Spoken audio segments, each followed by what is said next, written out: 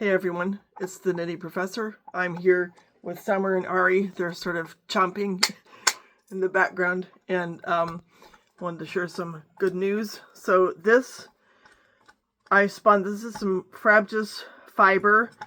Polworth, I believe, is the kind of wool, and I feel pretty good about how this is spinning up. There may be one or two little kinks in it, but I feel especially good because I spun it on this spinning wheel. This is the Athena spinning wheel that I bought from a friend of mine at the Fiber Guild. According to her, in her house, it was a nice piece of art and wasn't getting used, so she parted with it. Now here you can see I'm spinning more of the same fiber. It's some kind of a cupcake selection, and the colors are just delicious. There are 6 cupcakes. I should have brought the package in. I was too busy finding collagen treats. Of course, now Ari wants to chew on the leopard, so hey Ari, chew on your collagen. It's much better. He looks like he's smoking a cigar when he's got that thing sticking out of his mouth. So anyhow, Summer's much more purposeful in her chewing. So anyhow, I'm really excited. I think it's a testament to my, what should I say, Ausdauer, I don't know, resolve, yeah, that I was able to learn how to spin on this spinning wheel really within 2 or 3 sittings. I don't know if you guys have this spinning wheel, but a couple of things to mention. Number one, it's adorable. So this wheel here it kind of serves, you can move it up and down. It's got a kind of a Allen wrench with it, and so you can move it up and down on the wheel. This rubber doohickey here, it's just heavy enough to not want to hold it with one hand, but this can go up and down. This is pushed by the treadle, and it makes the drive wheel spin around. It's kind of an interesting design. Somebody was trying, I don't know, Irish, Scotch, I don't know. But it also has, if you can see here, this little tensioner. It's got spinning line on it, and the knob, you can adjust this. So I'm slowly figuring out how to adjust it. Now, to be frank, I kind of found a sweet spot, and mainly by putting things in the middle. And it's working for me. Obviously, we're spinning up some good singles here. I have zero worry about plying this into a nice balanced yarn. I do like a 3-ply yarn because from everything I've learned, it's just going to be more balanced. It's going to be rounder. And yeah, so that's kind of exciting. I wanted this podcast, especially since my last one was about sort of enduring the pain, to reflect some things that I learned during our congregation. We have a wonderful trans pastor who is full of wisdom, and I'm going to share some of the things that they use either pronoun, shared. But this is another thing I'm working on. This Shetland lamb's wool, which I washed and carded myself, does have a little more veg matter in it than I would prefer, but I refuse to worry about that because I have decided that is part and parcel of this being a natural product, and I'm going to embrace it. And I have certainly seen sweaters with veg matter in them. For all I know, there's veg matter in the one I have on. This is Icelandic wool. But it's a nice consistency. You can see there, just gives you an idea of the strand that I'm able to spin. So this will be just brown. I'm going to do 3 like bobbins, apply those together for a beautiful brown yarn. We'll see what I end up making with it. So I'll break this down into like chunks. I don't want to, last thing I want is to be boring, right? Because I want to bring joy, I really do. And sometimes it's a challenge to bring joy. But as I I did a short last night. I've been very busy making sock toes, and I don't know why. They bring me an inordinate amount of joy.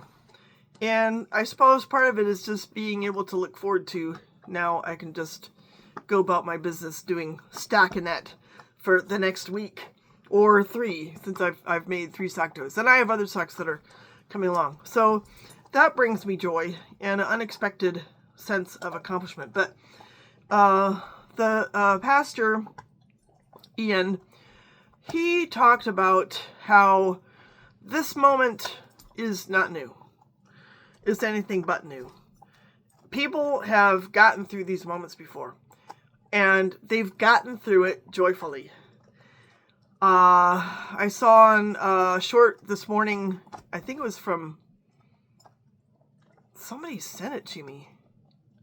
In any case, in Minnesota, people were greeting harassment by ICE agents by just singing their lungs out. It was beautiful. It was a beautiful moment. I forget who sent it to me. And it might have been one of you. In fact, I think it was. I think it was one of you guys. So thank you. I really appreciate it. Yes. Now I remember. I got an email. So thank you. I appreciate very much that community aspect. My mind is flooded with stuff, y'all. So that's why sometimes it's not that there's something wrong with me, but I had like 3 translation requests come in. I've got the special education professors like, where's your O&M portfolio? And I'm like, I'm trying. I developed the class. I'm doing my best. And I'm worried about my students missing one of their chapters, and I had to grade some stuff. Plus, I was writing and editing. And then yesterday I talked to the, I'll just tell you this, talked to my cover designer about book 3. So that's really exciting. And it kind of ties in with the song. So going back to the whole song issue. And as I think about this, I'm like, to what extent can we look on knitting and spinning as also being kind of like singing? And back in the day, it might have been a month ago, that seems like a year ago, I did a podcast on the intersection between music and crafting, because I'm a musician. And both of those activities, I hate to say music is my hobby, because I used to be in the union. But in any case, it means a lot to me. It means a great deal. I don't know that I would survive without either of them. In fact, that probably gives you an idea of why I find blind people fascinating, because they don't scare me. I could still do crafting, I could still do music, regardless of whether I could see or not. But if I couldn't hear, I don't know. That would be trying. So in any case, crafting with fiber, and I love color too, but I love the textures, and I just love the puzzle of it, putting things, it's like every time I make a sock, I'm building a new model by knitting a sock. So I think we could argue that there probably is a very close relationship between singing as an activity and knitting and crocheting and carding and spinning and and felting with singing. And also, to an extent, percussion, harmony can work in a textural way, can work in a color way, pun intended. So one of the songs that Ian shared on their sermon really spoke to me. And I think I should memorize it. I'll just give you the words. I'm not going to bore you with my singing of it. But feel free, if you know the song, sing it. This joy that I have, the world didn't give it to me. The world didn't give it to me. And the world can't take it away.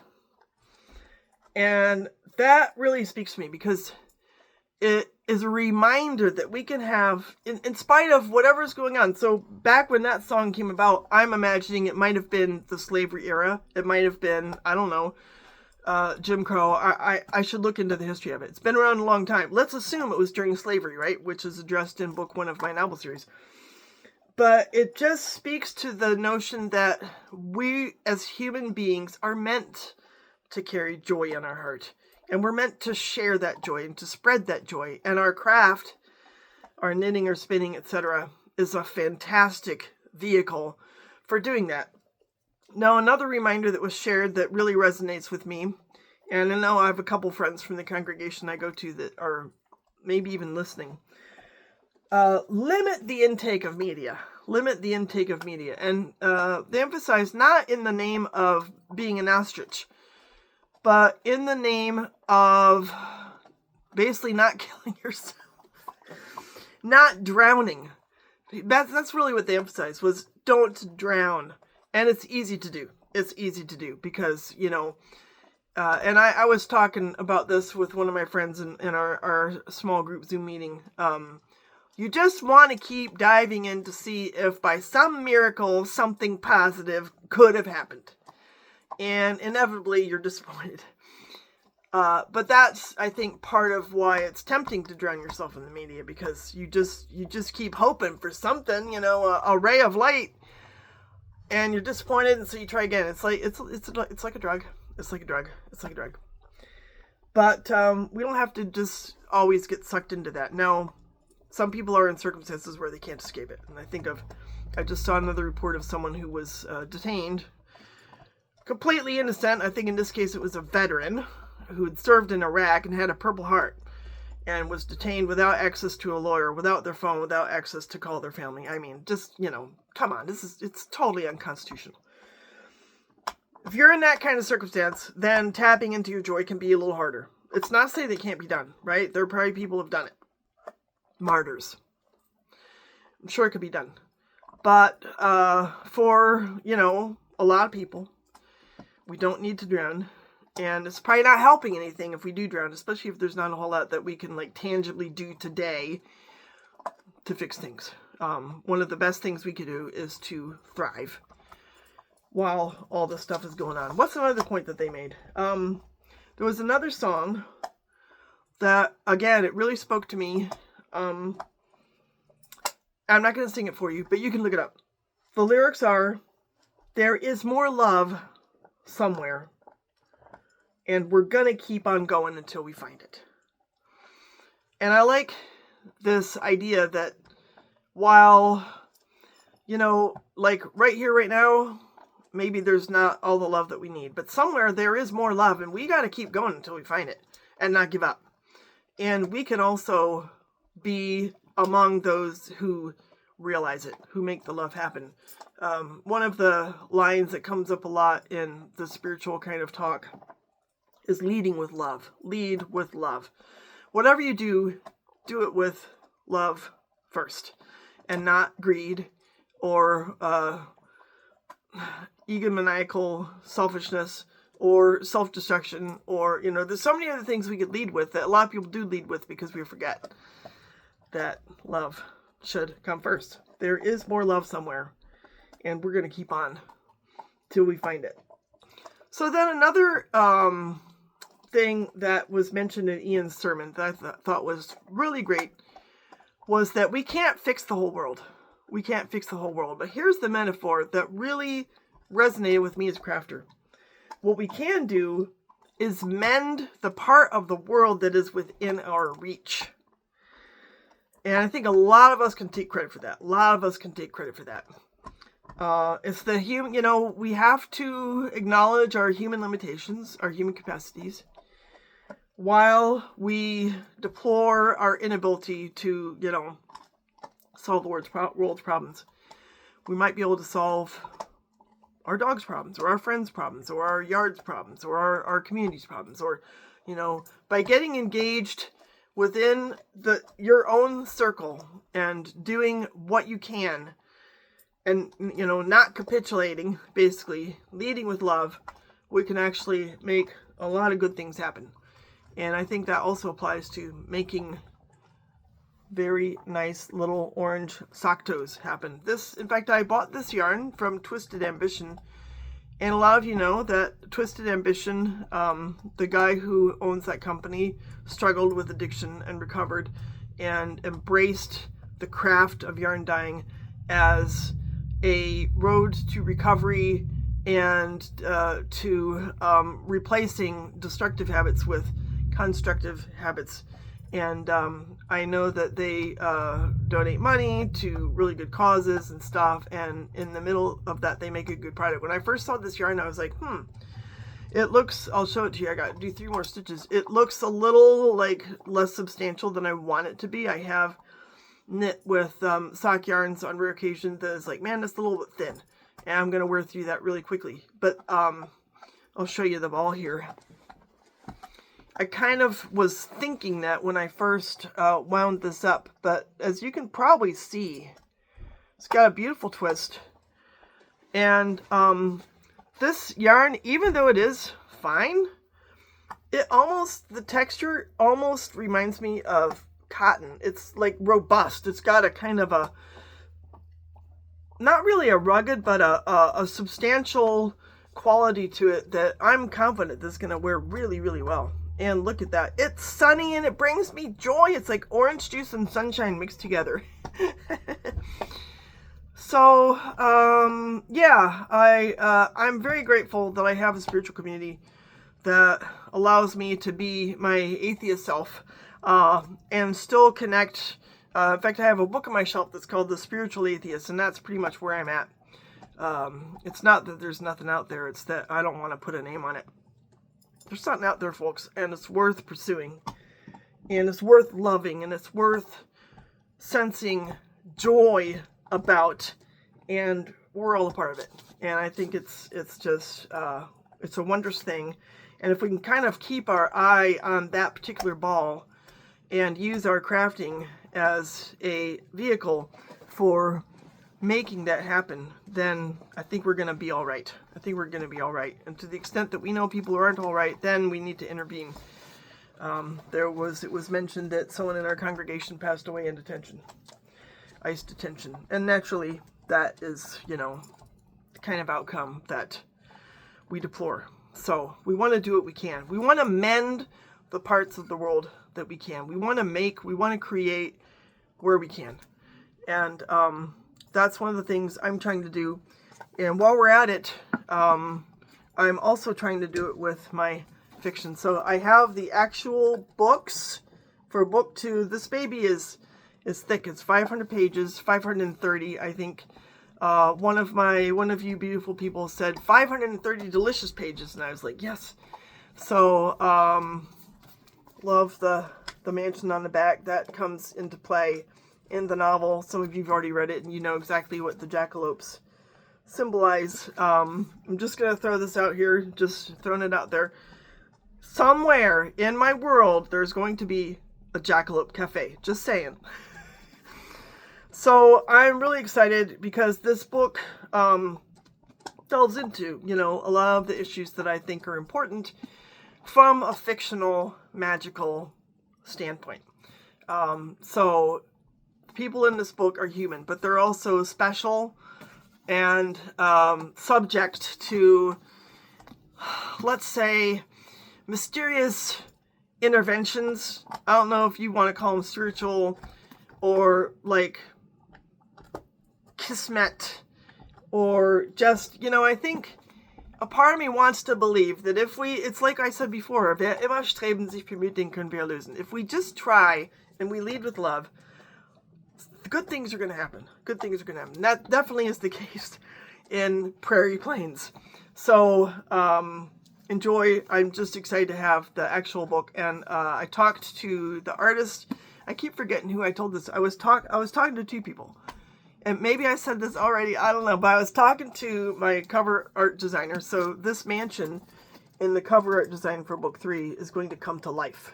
That mansion that is a shriveled remnant of itself in book 2 is going to come to life. And we're also going to have a parlor wheel, a spinning wheel, very fancy, ornate, craftsman era type spinning wheel on the cover. So that gives you a couple of hints as to what's going to transpire in book 3. And Austin, the young man who is going to collaborate with me on like a box set, once I have 3 volumes, that's my goal. We were talking colorways.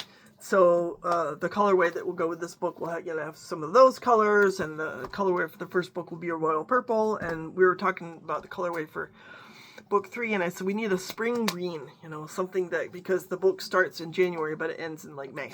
So we're going to emphasize moving into life and light and have a beautiful spring green yarn for, you know, the gift box set for anyone who wants to purchase the book with a yarn and a pattern. So he is a young man from Watertown here in the state, very conscientious about the work that he does with the kinds of bases that he uses. He wants the animals that the wool comes from to be treated very humanely.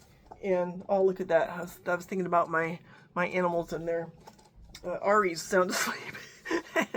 I think he feels like he's being treated pretty humanely. So a lot of exciting things are happening, and I have a lot of reason personally to be joyful, and I'm sure that's true for a lot of us. And, you know, because we have our craft, right? We have that to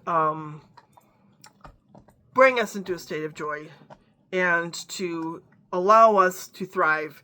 And again, I like to remind myself that we've been here before.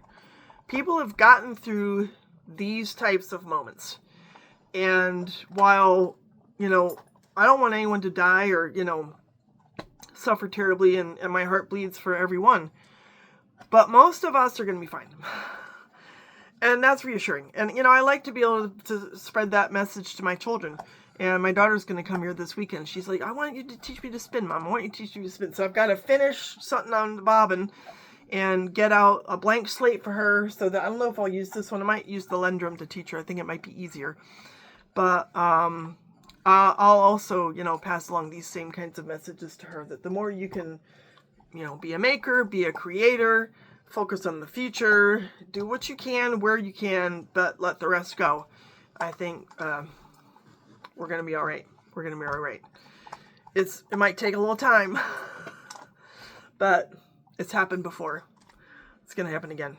So y'all have a good rest of your week. I guess we're coming in on hump day here. Have a good rest of your week. I hope you get to spin something pretty like this and enjoy the meditative sounds of doggies chewing. And we'll see you next time. Take care. Bye.